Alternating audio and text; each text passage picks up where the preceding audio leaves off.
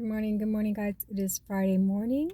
I am at work and just got my coffee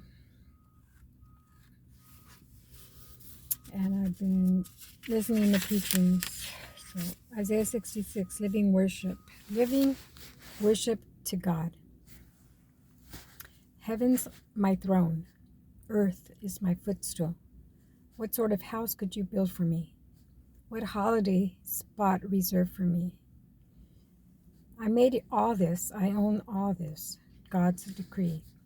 But there is something I'm looking for, a person simple and plain, reverently responsive to what I say.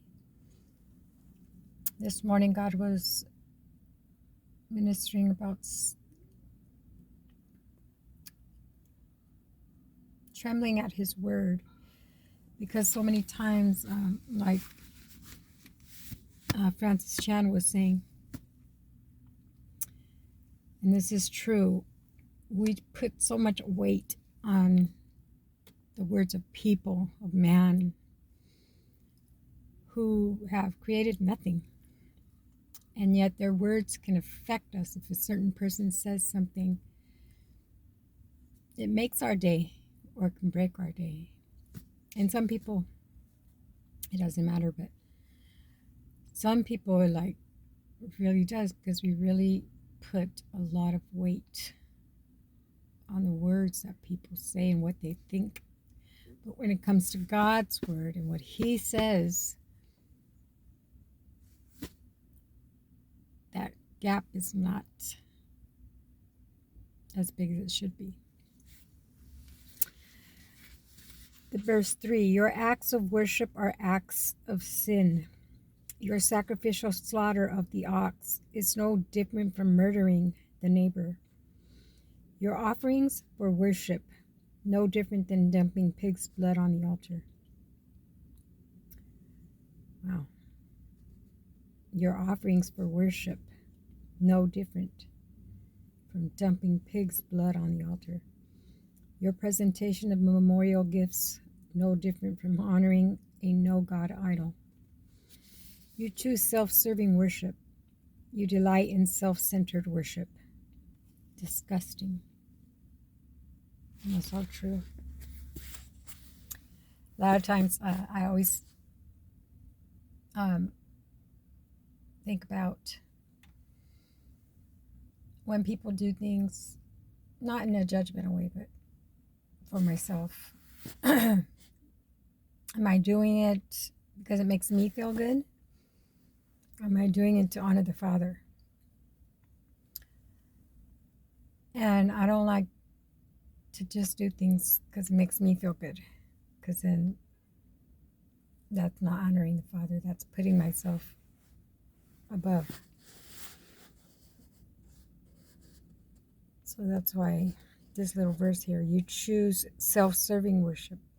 You delight in self-centered worship. Well, I choose to expose your nonsense and let you realize your worst fears. Because when I invited you, you ignored me. When I spoke to you, you brushed me off. You did the very things I exposed as evil. You chose what I hate. But listen to what God has to say to you who reverently respond to His word. Your own families hate you and turn you out because of me. They taunt you. Let us discuss, or let us see God's glory. If God's so great, why aren't you happy? But they're the ones who are going to end up shamed.